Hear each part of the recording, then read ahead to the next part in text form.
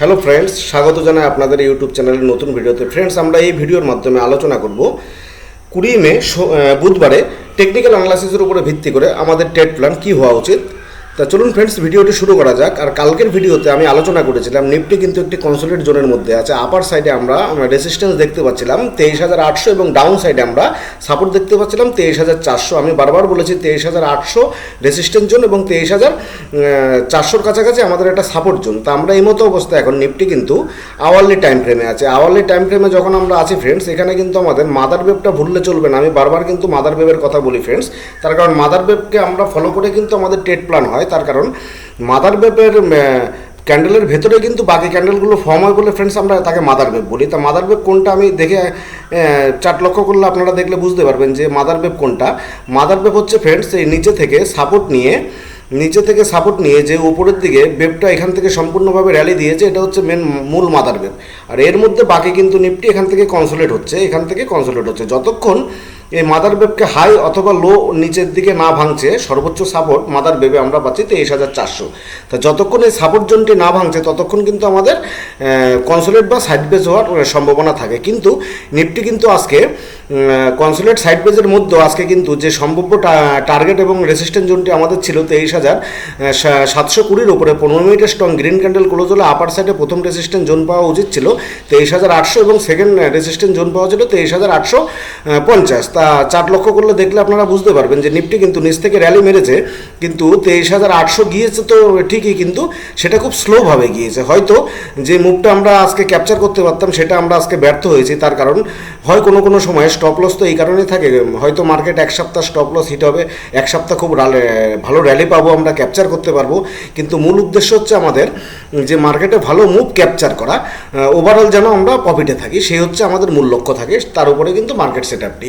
তো এই মতো অবস্থায় আশা আছে, খুব সম্ভাবনা আছে হয়তো আগামীকালকে মার্কেটে একটা বড় মুভ আমরা ক্যাপচার করতে পারি।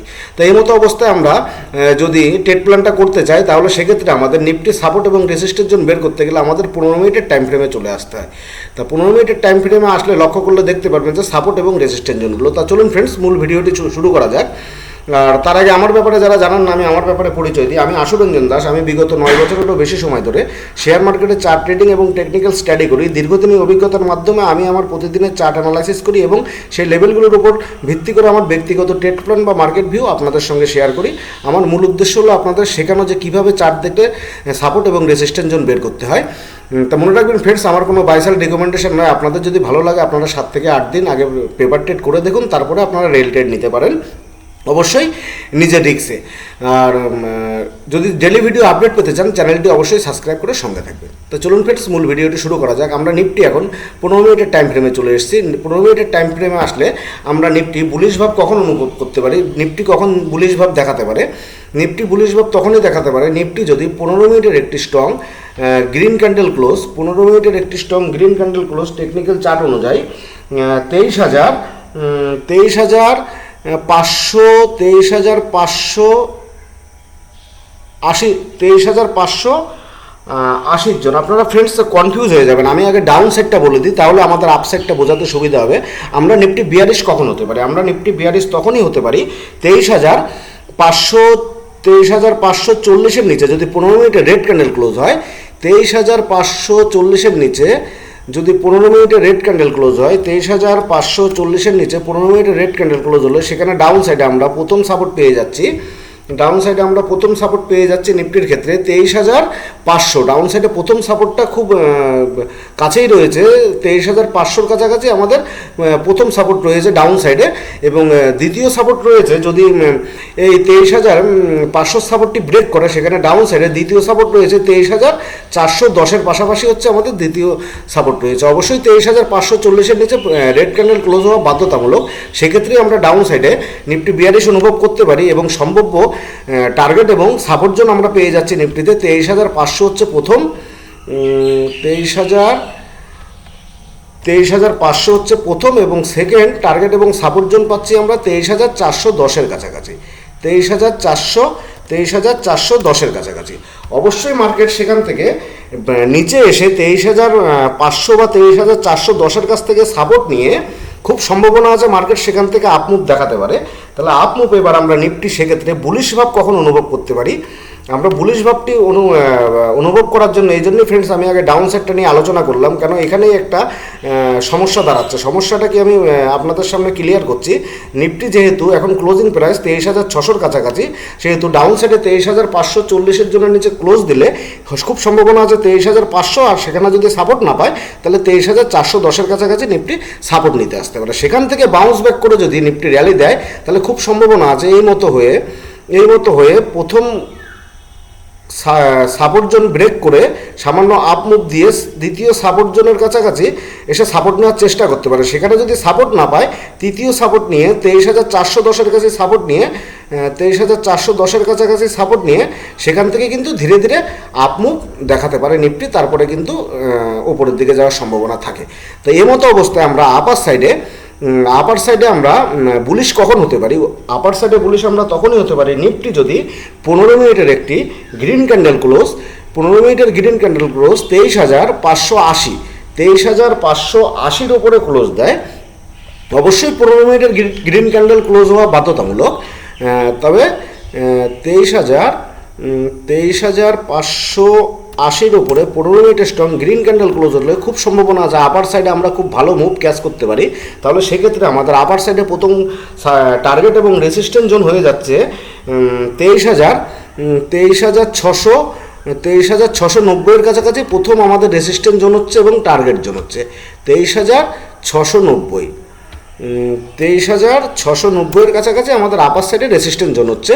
আর সেকেন্ড রেসিস্ট্যান্স জোন যদি 23,690-কে ব্রেক করে দ্বিতীয় রেসিস্ট্যান্স জোন পেয়ে যাচ্ছে আমরা 23,790-এর কাছাকাছি। অর্থাৎ খুব সম্ভাবনা আছে মার্কেট কিন্তু যদি 23,500-এর উপরে গ্রিন ক্যান্ডেল ক্লোজ হয় আপার সাইডে হয়তো খুব সম্ভাবনা আছে 200 পয়েন্ট মুভ নিফটি কিন্তু দেখাতে পারে, খুব বুলিশ হওয়ার সম্ভাবনা আছে।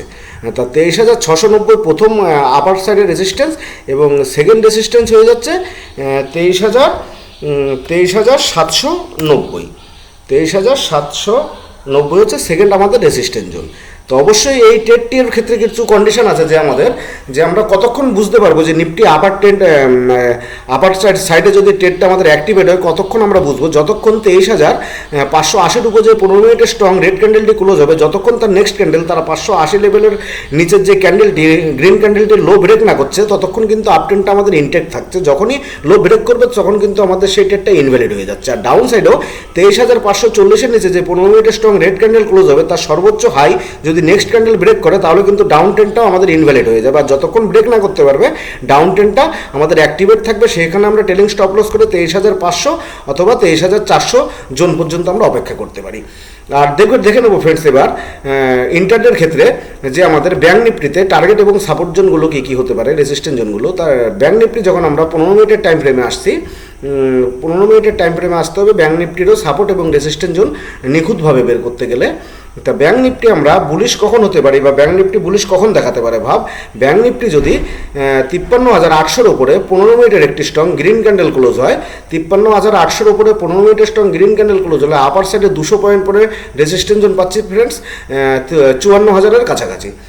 54,000-এর কাছাকাছি হচ্ছে আপার সাইডে আমাদের রেজিস্ট্যান্স জোন। অবশ্যই 53,800-র উপরে গ্রিন ক্যান্ডেল ক্লোজ হওয়া বাধ্যতামূলক। আর ডাউন সাইডে ব্যাংক নিফটি 42 ভাব কখন দেখাতে পারে? ডাউন সাইডে ব্যাংক নিফটি 52,900-র নিচে যদি 15 মিনিটের একটি রেড ক্যান্ডেল ক্লোজ হয় সেখানেও ডাউন সাইডে 200 পয়েন্ট 42 মুভ দেখাতে পারে। ডাউন সাইডে ব্যাংক নিফটির সর্বোচ্চ সাপোর্ট আছে 52,700 টেকনিক্যাল চার্ট অনুযায়ী। অবশ্যই 52,900-র নিচে রেড ক্যান্ডেল ক্লোজ হওয়া বাধ্যতামূলক। তো এবার দেখে নেব ফ্রেন্ডস যে সেন্সেক্সের ক্ষেত্রে কী হওয়া উচিত। সেন্সেক্সও আমরা 15 মিনিটের টাইম ফ্রেমে যদি আসি, 15 মিনিটের টাইম ফ্রেম অনুযায়ী সেন্সেক্স যদি 15 মিনিটের একটি গ্রিন ক্যান্ডেল 75,200-র উপরে ক্লোজ দেয়, 15 মিনিটের একটি গ্রিন ক্যান্ডেল 75,200-র উপরে ক্লোজ দেয়, আপার সাইডে আমরা প্রথম রেজিস্ট্যান্স জোন পেয়ে যাচ্ছি 75,500 হচ্ছে রেজিস্ট্যান্স জোন। আর সেটা যদি ব্রেক করে সেকেন্ড রেজিস্ট্যান্স জোন পাচ্ছি আমরা 75,600, মাত্র 100 পয়েন্ট উপরে সেকেন্ড রেজিস্ট্যান্স জোন পাচ্ছি। অবশ্যই 75,200-র উপরে যদি গ্রিন ক্যান্ডেল ক্লোজ হয় সেখানে আপার সাইডে 300 পয়েন্ট, তো সেখানে খুব সম্ভাবনা আছে ননস্টপ হয়তো র্যালি দেওয়ার সেন্সেক্স। তাহলে আপার সাইডে প্রথম রেজিস্ট্যান্স পাচ্ছি আমরা 75,500 এবং সেকেন্ড রেজিস্ট্যান্স জোন পাচ্ছি আমরা 75,600-র কাছাকাছি। 75,600। আর ডাউন সাইডে সেন্সেক্স 42 কখন হতে পারে? 42 ভাব তখনই হতে পারে সেন্সেক্স যদি 75,000-এর নিচে 15 মিনিটের স্ট্রং রেড ক্যান্ডেল ক্লোজ হয়। 75,000-এর নিচে 15 মিনিটের স্ট্রং রেড ক্যান্ডেল ক্লোজ হলে ডাউন সাইডে আমরা খুব নিচেই ডাউন সাইডে আমরা খুব কাছেই আমরা কিন্তু রেসিস্ট্যান্ট জোন পাচ্ছি। সেখানে ডাউন সাইডে আমাদের রেসিস্ট্যান্ট জোন পাচ্ছি 74,800-র কাছাকাছি। 74,800-র কাছাকাছি আমরা ডাউন সাইডে রেসিস্ট্যান্ট জোন পাচ্ছি 74,800। আর একই রকমভাবে ব্যাঙ্ক নিফটির ক্ষেত্রেও আমাদের সেই একই লজিক আমাদের ফর্মুলা ইউজ করতে হবে। তার কারণ যতক্ষণ যে আপার সাইডে যে গ্রিন ক্যান্ডেলটা ক্লোজ হবে 15 মিনিটের, তার নেক্সট ক্যান্ডেল যদি তার যতক্ষণ লো ব্রেক না করবে ততক্ষণ কিন্তু আমাদের আপ ট্রেডটি ইনটেক্ট থাকছে। আর যখনই লো ব্রেক করবে সেক্ষেত্রে কিন্তু সেই ট্রেডটা আমাদের ইনভ্যালিড হয়ে যাবে। আর ডাউন সাইডেও 75,000-এর নিচে যেই রেড ক্যান্ডেলটি ক্লোজ হবে তার সর্বোচ্চ হাই যদি পরবর্তী গ্রিন ক্যান্ডেল ব্রেক না করে ততক্ষণ কিন্তু ডাউন ট্রেন্ডটি আমাদের ইনটেক্ট থাকছে। আর যখন ব্রেক করবে সেটা কিন্তু ডাউন ট্রেন্ডটা আমাদের ইনভ্যালিড হয়ে যাবে। তা ধন্যবাদ ফ্রেন্ডস মনোযোগ সহকারে ভিডিওটি দেখার জন্য। আর ভিডিওটি কেমন লাগলো কমেন্ট সেকশনে জানাতে ভুলবেন না। আর এরকম ডেলি ভিডিও আপডেট পেতে চাইলে চ্যানেলটি অবশ্যই সাবস্ক্রাইব এবং কমেন্ট করে সঙ্গে থাকবেন। ধন্যবাদ ফ্রেন্ডস।